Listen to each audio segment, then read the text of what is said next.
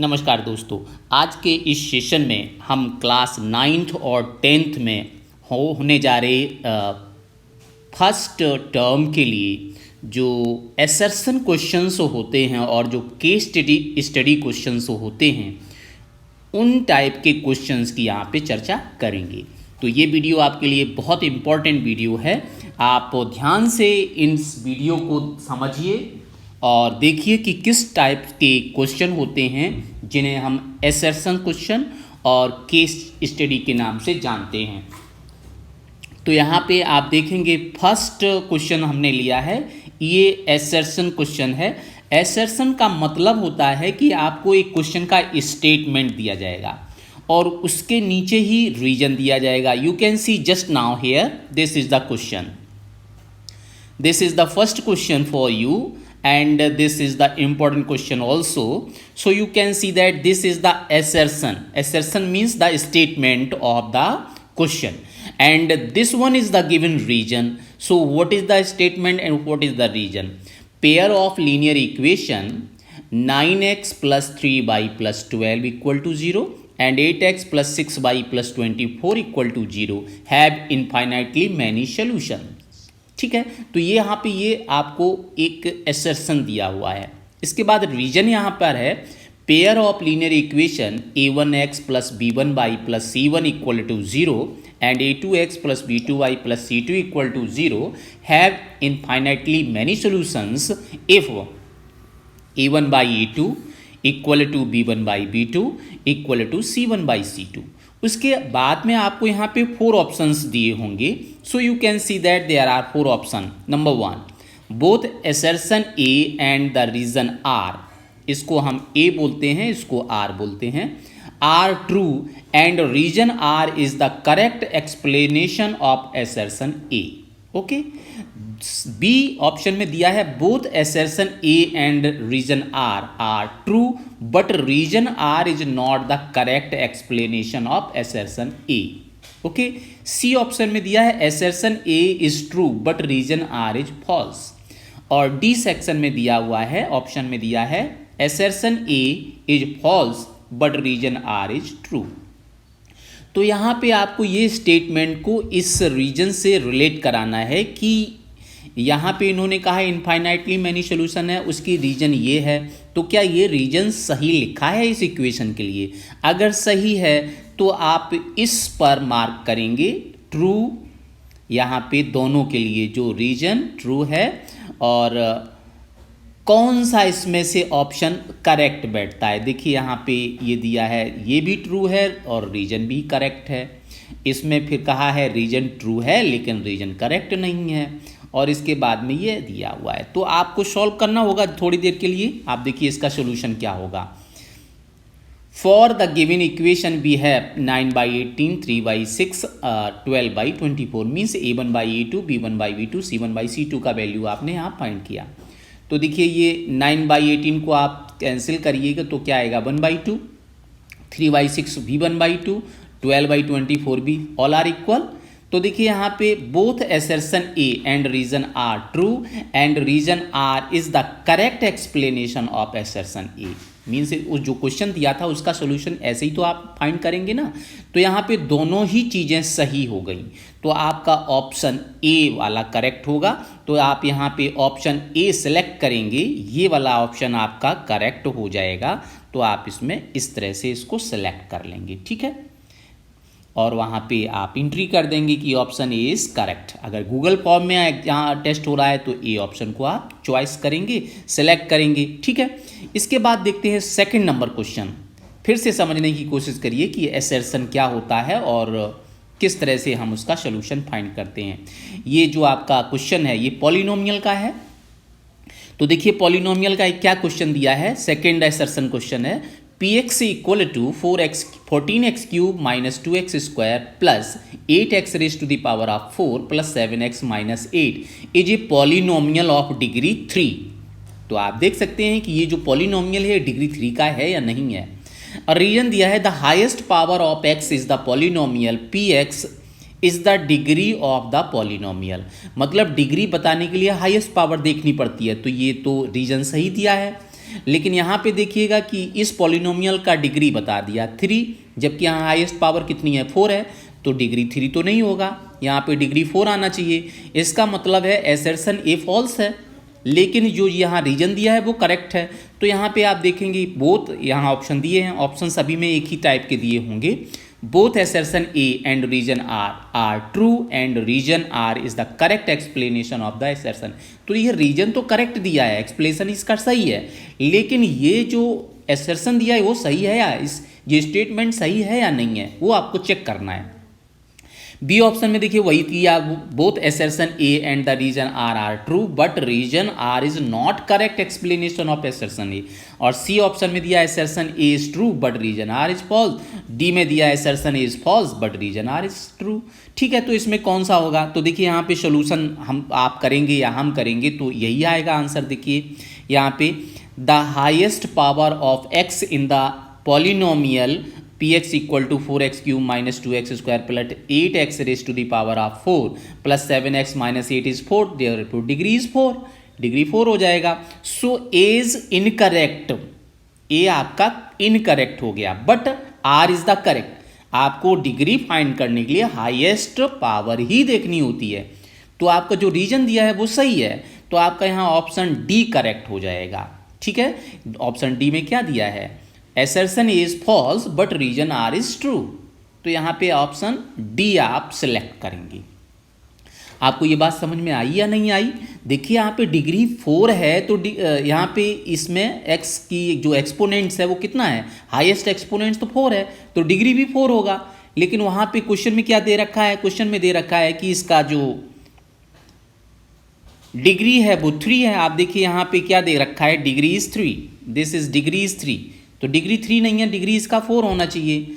तो ये आपका जो assertion है वो फॉल्स है। अगर ये फॉल्स है, लेकिन ये जो रीजन दिया है वो सही दिया है। रीजन का मतलब आप डिग्री फाइंड करेंगे तो हाईएस्ट पावर ही तो देखेंगे, तो यहाँ पे दिया हुआ है हाईएस्ट पावर आपको देखनी है, तो ये रीजन करेक्ट है, इसलिए आपका ऑप्शन नंबर डी आंसर में आ जाएगा। assertion is false but reason R is true. अच्छा, एक और क्वेश्चन देखिए तो आपको बहुत अच्छे से ये क्लियर होगा। ये क्वेश्चन है आपके ट्रायंगल का। ठीक है, ट्रायंगल चैप्टर से लिया हुआ है। तो assertion देखिए क्या है? In triangle A B C, A B equal to 24 centimetre, B C equal to 10 centimetre and A C equal to 26 centimetre, then triangle A B C is a right angle triangle. तो कैसे आप यहाँ पे अगर Pythagoras theorem satisfied हो रहा है तो इसका मतलब assertion ये करेक्ट हो जाएगा। और रीजन क्या दिया? If in two triangles their corresponding angles are equal then the triangle are similar।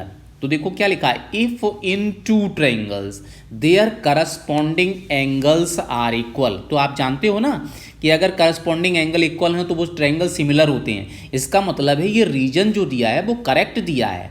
ठीक है, किसी भी मतलब ये स्टेटमेंट सही दिया है कि अगर किसी ट्रायंगल में करस्पॉन्डिंग एंगल इक्वल हो तो वो सिमिलर ही होते हैं, दोनों ट्रायंगल सिमिलर हो जाएंगे।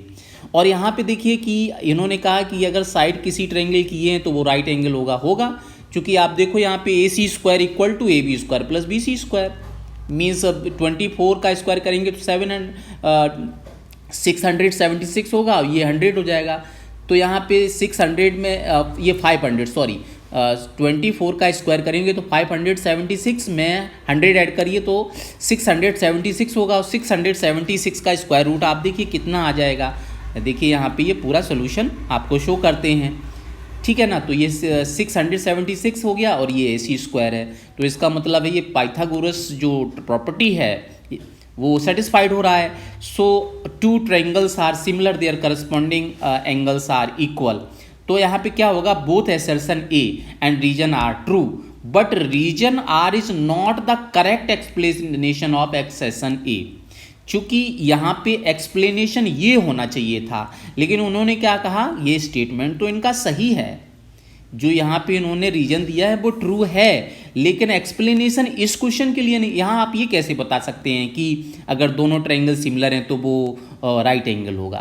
कह सकते हैं? नहीं कह सकते हैं, क्योंकि सिमिलर ट्रायंगल तो कोई भी हो सकते हैं, एक्यूट एंगल भी हो सकते हैं, ऑब्ट्यूज एंगल भी हो सकते हैं, तो ये ज़रूरी नहीं कि वो राइट होंगे। तो ये जो रीजन दिया है वो एसर्शन ए का करेक्ट एक्सप्लेनेशन नहीं है, लेकिन रीजन जो दिया है वो सही तो स्टेटमेंट है, स्टेटमेंट सही है। तो आपका यहाँ पे ऑप्शन क्या आएगा, बी ऑप्शन हो जाएगा। B is the correct option. देखिए आपका बी ऑप्शन क्या है, बी ऑप्शन में दिया हुआ है both assertion A and reason are true but reason R is not the correct explanation of assertion A. ये आर ए से आप कंफ्यूज तो नहीं हो रहे हैं, यह ध्यान रखिएगा, एसर्शन को आप ए से लिखते हैं इसलिए यहाँ पे ए नोटेशन दिया है, और रीजन को आर से लिखते हैं इसीलिए यहाँ पे आर लिखा हुआ है, ठीक है, शॉर्ट में ये लिखा है। तो यहाँ पे ये स्टेटमेंट बी आपका सही आंसर होगा, क्योंकि दोनों स्टेटमेंट करेक्ट हैं, लेकिन जो रीजन है वो एसर्शन ए का ठीक से एक्सप्लेनेशन नहीं कर रहा है। तो ऑप्शन नंबर बी यहाँ पे आपका हो जाएगा, ठीक है। फिर समझिए एक और क्वेश्चन आपको देते हैं, अगले एक और चैप्टर से मैंने क्वेश्चन ले लिया। यहाँ पे ये क्वेश्चन आपका ट्रायंगल से आपने देखा, अब आप देखो यहाँ पे ये क्वेश्चन है ट्रिग्नोमेट्री से, इंट्रोडक्शन टू ट्रिग्नोमेट्री। यहाँ पे देखिए एसर्शन क्या दिया हुआ है, the value of sine theta equal to 4/3 is not possible, ठीक है। आप जानते हो कि साइन थीटा का मैक्सिमम वैल्यू कितना होता है, आपको पता है, साइन थीटा का मैक्सिमम वैल्यू होता है 1। जब साइन 90 डिग्री हो जाता है तो उस केस में साइन का वैल्यू होता है 1, और जैसे ही थीटा फिर से बढ़ना शुरू करेगा तो फिर से ये डिक्रीज होना शुरू करेगा, ठीक है।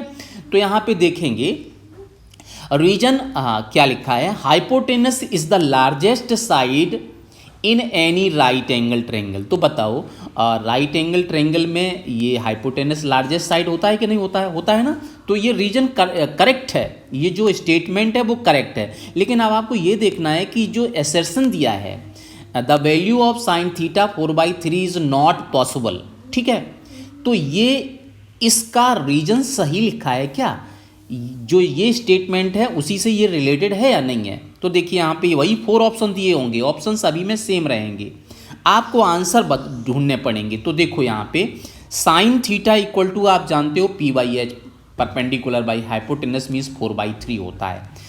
तो here perpendicular is greater than the hypotenuse which is not possible, ठीक है। यहाँ पे परपेंडिकुलर इन्होंने दे दिया है वो बड़ा है और हाइपोटेनस रह गया 3।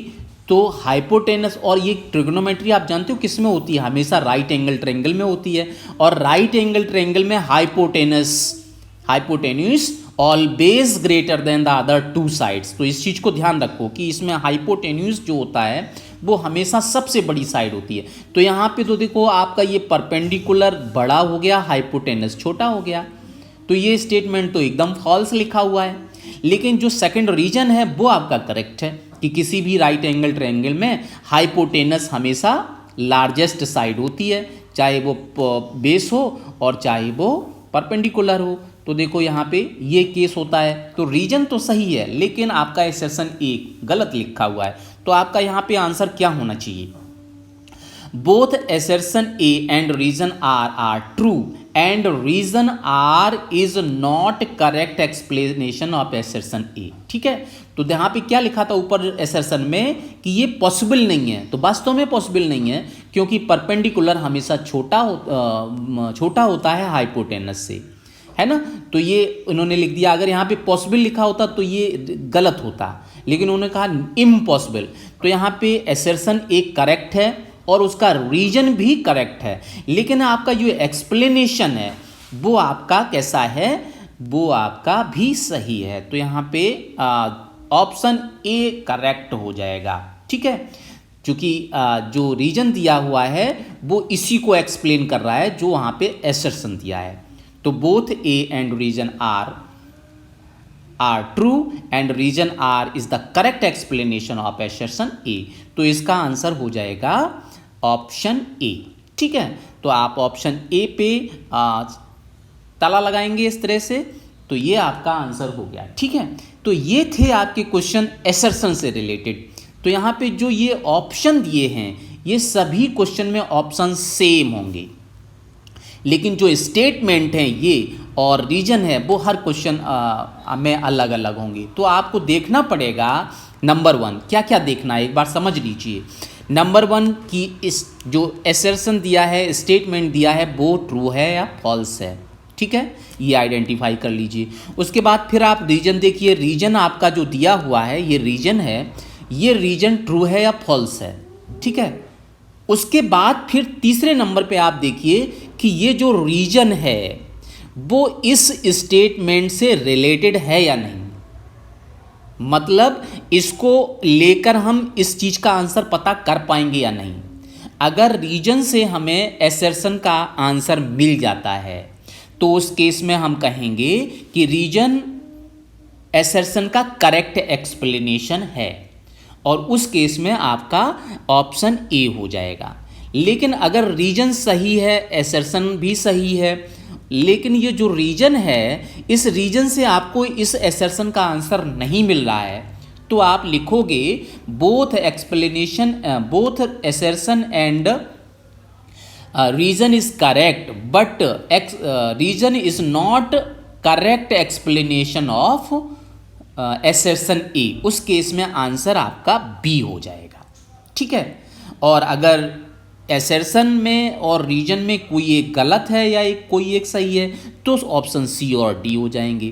क्योंकि आपने अभी क्वेश्चन देखे ना, तो सभी में अलग अलग ऑप्शन आ रहे थे। जैसे आपने देखा ये क्वेश्चन था आपका, यहाँ पे आपने देखा कि इसमें बी ऑप्शन आया है। चूँकि जो बी ऑप्शन था उसमें ये जो दिया हुआ था ट्रायंगल का क्वेश्चन, इसमें आप देखिए कि ये राइट एंगल ट्रायंगल है, वो राइट एंगल ट्रायंगल आप इस तरह से एक्सप्लेन कर पाएंगे। लेकिन यहाँ पे रीजन क्या दे दिया, two right angle triangle their corresponding angles are equal then the triangle are similar, है ना। तो सिमिलर वाला केस राइट एंगल ट्रायंगल को डिफाइन नहीं कर सकता है, लेकिन ये स्टेटमेंट सही लिखा है कि किसी भी दो ट्रायंगल में अगर करस्पॉन्डिंग एंगल्स इक्वल हैं तो वो सिमिलर होते हैं। तो स्टेटमेंट तो सही है और ये स्टेटमेंट भी सही है, लेकिन इस स्टेटमेंट से हम इसको वेरीफाई नहीं कर सकते।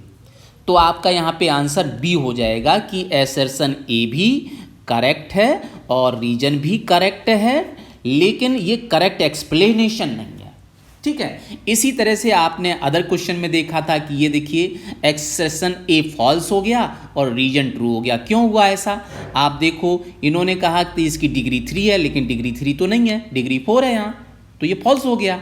और यहाँ पे दिया है रीजन, रीजन के हाईएस्ट जो पावर होती है वही डिग्री होती है, तो रीजन तो सही दिया है। इसलिए आपका ऑप्शन क्या आ गया, डी आ गया कि assertion A is false but reason is true. तो यहाँ पे डी ऑप्शन का सिलेक्शन करेंगी, ठीक है। तो हमें लगता है कि आपने एसर्शन क्वेश्चन को समझ लिया होगा। ये आपके क्वेश्चन पेपर में आएंगे श्योर, क्लास 9th में भी आएंगे और क्लास 10th में भी आएंगे।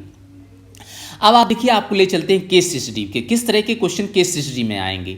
आइए आपको एक एग्जांपल यहाँ देते हैं। केस स्टडी मान लो ये आपका क्वेश्चन है, ठीक है। तो कैसे आप करोगे, यहाँ पे डायरेक्शंस दिए रहेंगे क्वेश्चन के लिए। डायरेक्शंस ये हैं, मतलब यहाँ पे एक पैराग्राफ, एक स्टेंजा दिया होगा, एक डायग्राम भी दिया होगा।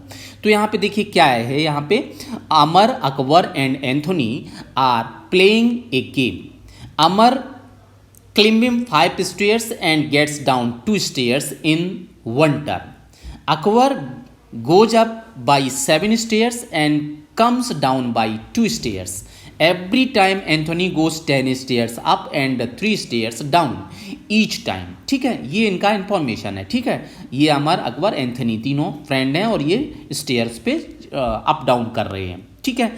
आगे देखिए, आगे क्या है, doing this they have to reach to the nearest point of 100th stairs and they will stop once they find it impossible to go forward. They cannot cross 100th stair in any way. ठीक है, ये आपको statement दिया है, आपने इसे पढ़ लिया, 2 बार समझ लिया। अब क्वेश्चन स्टार्ट होता है, क्वेश्चन नंबर 1। तो देखिए ये जो केस स्टडी क्वेश्चन है, इसमें आपको 5 क्वेश्चंस दिए होंगे और इनमें से आपको केवल 4 क्वेश्चन का आंसर देना है। तो जो आपको इजी लगेंगे 4 वो आप अटेम्प्ट कर लीजिए और एक क्वेश्चन को आपको छोड़ देना है।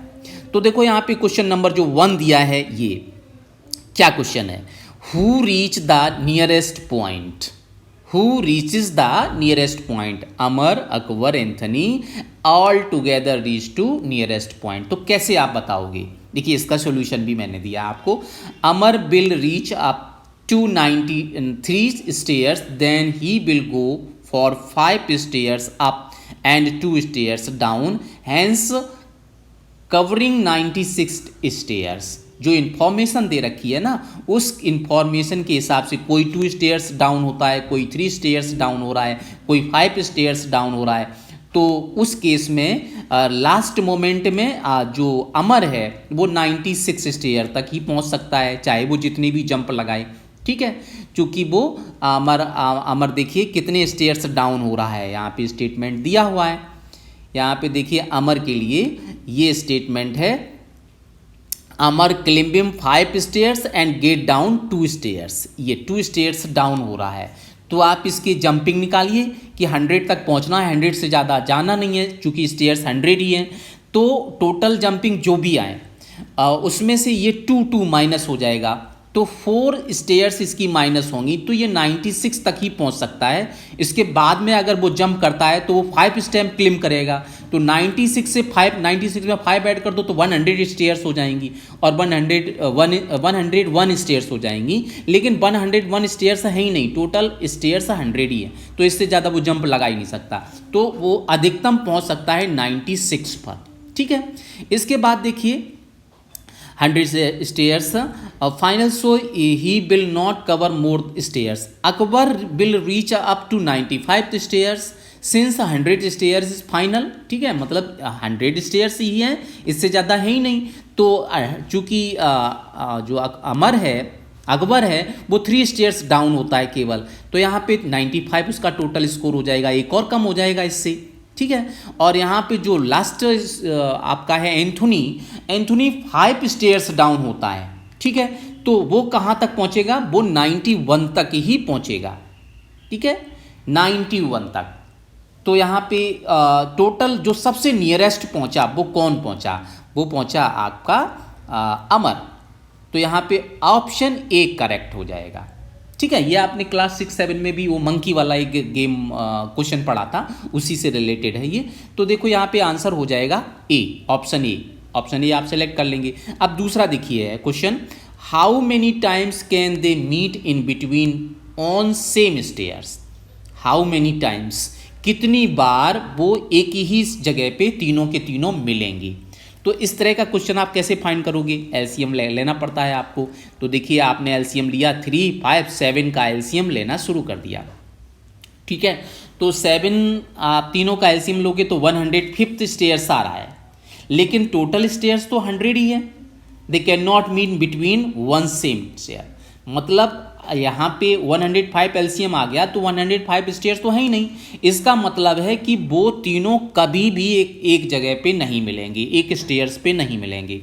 तो आपका आंसर ऑप्शन हो जाएगा डी। देखिए डी ऑप्शन क्या है, no they can not meet between on same stairs. वो जंपिंग करते रहेंगे लेकिन वो एक जगह पे तीनों कभी नहीं मिल पाएंगे। तो यहाँ ऑप्शन सी। कैसे आप पता कर पाएंगे? एलसीएम से। ठीक है, एलसीएम 105 आया, 105 तो स्टेयर ही नहीं है।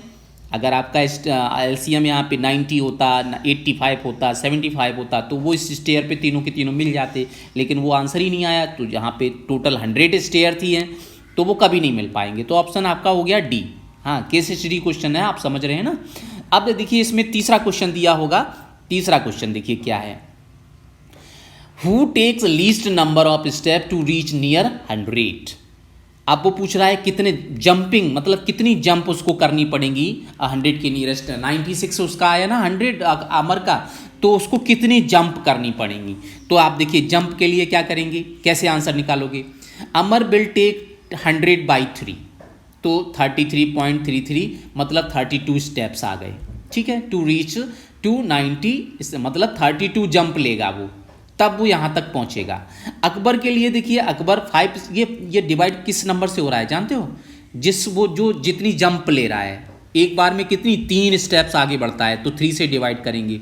अकबर है जो 5 स्टेयर्स एक बार में जंप कर जाता है आगे ऊपर की तरफ, तो 5 से डिवाइड करेंगे। और एंथोनी जो है ना वो 7 स्टेयर्स ऊपर की तरफ जंप करता है, तो यहाँ 7 से डिवाइड करेंगे। तो देखो जब हमने 5 से डिवाइड किया तो 20 आ गया, इसका मतलब 19 step to reach to 9th stairs. ठीक है, ये आपका आ गया आंसर। इसके बाद में अगला 91 होगा यहाँ पे, है ना, 99th लिखा है यहाँ पे, क्या आंसर आएगा 91th स्टेयर पे वो लास्ट में पहुँचेगा। और सॉरी 93, 91 नहीं 93। इसके बाद देखेंगे नेक्स्ट क्वेश्चन है एंथोनी विल टेक, तो देखिए 100/7 तो उसको 14.22 आ गया ना, तो 13 स्टेप वो जंप करेगा। मतलब ये स्टेप्स क्या हैं, जंपिंग है, एक जंप किया, दूसरा जंप किया, तीसरा जंप किया, फिर बैक भी हो रहा है ना, तो इस तरह से अप डाउन में उसको 13 टाइम्स ये अप डाउन करना पड़ेगा, तब वो 91th स्टेप पे पहुंचेगा। ठीक है, तो 91 स्टेप पे पहुंचेगा। तो आप देखो कि क्वेश्चन क्या था, who takes least number of step, सबसे कम जंप कौन करता है, तो सबसे कम तो एंथोनी करता है, तो यहाँ पे ऑप्शन सी करेक्ट हो जाएगा।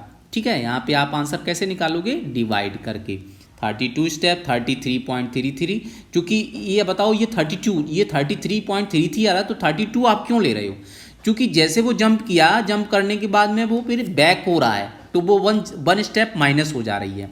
ठीक है, तो जो रियल पोजीशन होगी ना 96 की, तो वो ये होगी कि वो जंप किया, अब जंप करने के तुरंत बाद उसे वापस भी होना है ना, तो वापस होने के लिए एक स्टेप्स कम कर दिया गया यहाँ पे देखिए, तो टोटल 20 स्टेप्स आ रहे, लास्ट जंपिंग उसकी हो रही है, तो लास्ट जंपिंग के बाद फिर वो बैक भी होना है तुरंत, क्योंकि पूरा क्या बोलते हैं एक्टिविटी तभी कंप्लीट होगी, first you go up after that down, तब एक आपका ये कंडीशन पूरा होगा, तो इसलिए यहाँ 1 माइनस कर लिया है। यहाँ पे देखिए 14.22 आया, तो स्टेप्स पॉइंट में तो हो नहीं सकती हैं कि आपने एक जंप किया फिर आधा जंप और किया, तो आधा जंप किया क्या मतलब क्या हुआ, आप ऊपर ही लटक गए, नहीं आप वो काम नहीं कर पाएंगे, तो 14 स्टेप्स मानी जाएंगी यहाँ, और 14 में एक बैक हो गया तो 13 स्टेप्स हो गए, तो यहाँ 32 है, यहाँ 19 है, यहाँ 13, तो सबसे कम कौन सा है 13 स्टेप, तो आपका आंसर यहाँ पे आ जाएगा एंथोनी, सबसे कम स्टेप्स जो जंप कर रहा है वो एंथोनी है। ठीक है, तो ये आंसर हो गया। इसके बाद क्वेश्चन नंबर 4 आपका ये आ गया, देखिए What is the first stairs where any 2 out of 3 will meet together? ठीक है, ये क्वेश्चन है, तो यहाँ पे Amar and Akbar will meet for the first time on 15th stair, फिर Akbar and Anthony will meet for the first time on the 35th stair। मतलब दो लोग तो मिल सकते, तीनों लोग तो कभी नहीं मिलेंगे, हम लोग पहले ही आंसर पता कर चुके, दो लोग कभी कभी मिल सकते हैं, तो ये इसमें से कौन सा ऑप्शन सही होगा, उसके लिए भी आपको LCM निकालना पड़ेगा 3 बार। तो देखिए यहाँ पे कैसे आपने पहले क्या किया, एलसीएम निकाला किसका, अमर और अकबर का, तो यहाँ 15 आ गया। फिर आपने एलसीएम निकाला अकबर और एंथोनी का, तो यहाँ पे 35 एलसीएम आ गया। फिर आपने एलसीएम निकाला एंथोनी और अमर का, तो ये 21 आ गया।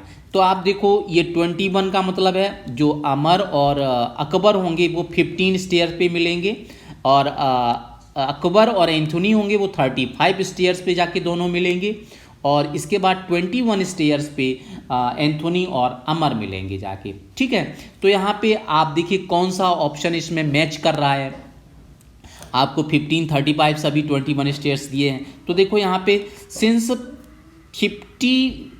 15 is the smallest, so Amar and Akbar will meet for the first time on 15th stair. ठीक है, तो यहाँ पे ऑप्शन नंबर ए आपका सही हो गया, ऑप्शन ए इज करेक्ट, है ना।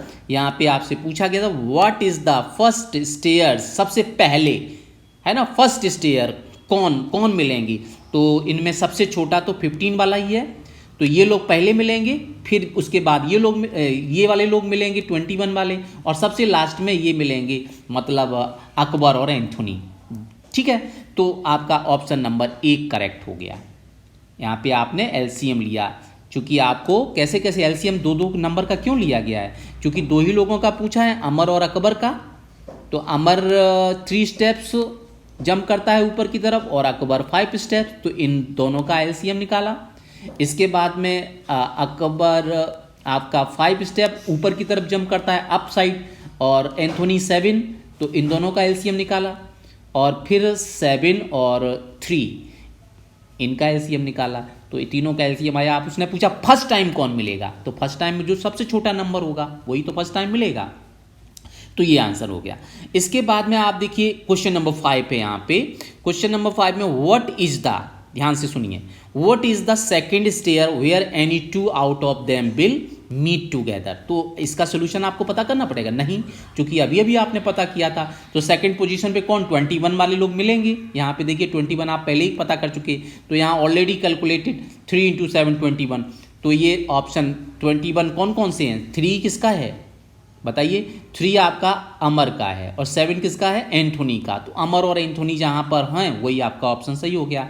तो अमर और एंथोनी यहाँ पे मिलेंगे, तो आपका ऑप्शन नंबर सी करेक्ट हो गया। तो इस तरह से हर एक केस स्टडी में आपको 5 क्वेश्चंस दिए जाएंगे और इसमें 5 में से केवल 4 क्वेश्चन सॉल्व करने हैं। Only 4 questions attempt out of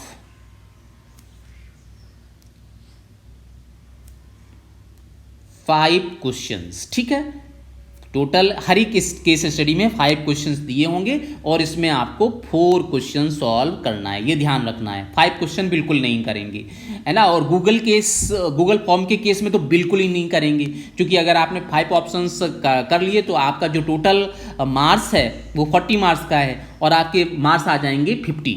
सारी क्वेश्चन अगर आप अटेम्प्ट कर लो तो आपके टोटल मार्क्स कितने आ जाएंगे, 50 आ जाएंगे, क्योंकि आपने ऑप्शनल क्वेश्चन भी अटेम्प्ट कर डाले हैं। तो आपको 50 तो मिलेंगे नहीं। तो ये बिल्कुल गलती मत करना। अगर आपने सारे ऑप्शन अटेम्प्ट कर लिए तो आपके जितने भी ज़्यादा मार्क्स होंगे वो तो कटेंगे ही और उसका फिर नेगेटिव मार्किंग भी होगा। तो आप जितने इंस्ट्रक्शंस आपको दिए गए हैं वही आपको करना है, इस चीज़ को आप ध्यान रखेंगे।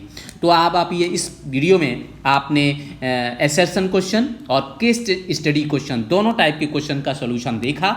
इसी टाइप के क्वेश्चन आपको मिलेंगे। ध्यान रखना कि एसेशन जो टाइप के क्वेश्चन हैं वो आपको सेक्शन बी में मिलेंगे, सेक्शन बी में।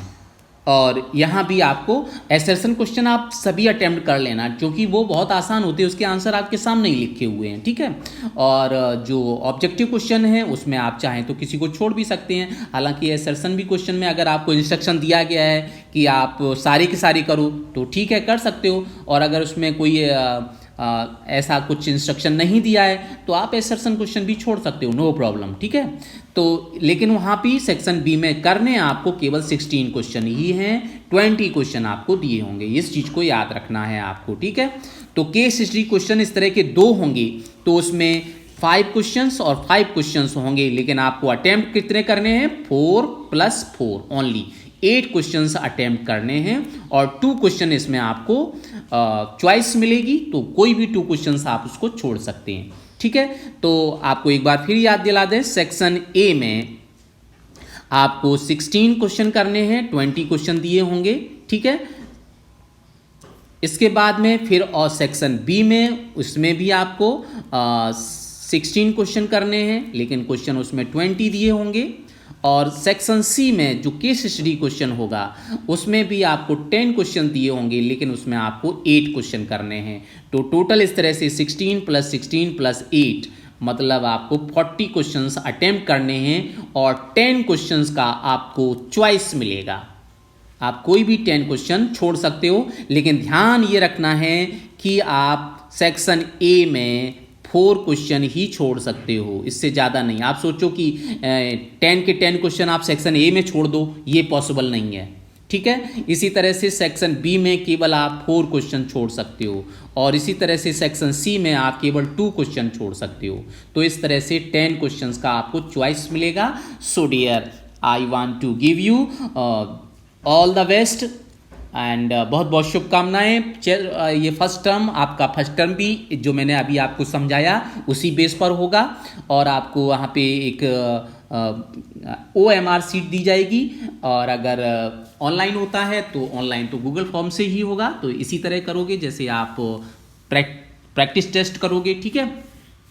तो आपके लिए बहुत बहुत शुभकामनाएं। इस तरह से आप अपने क्वेश्चन को अच्छे से प्रिपेयर करिए और इस वीडियो को आप अच्छे से देखिए ताकि आपके सारे डाउट क्लियर हो जाएं। Thank you so much, wish you all the best.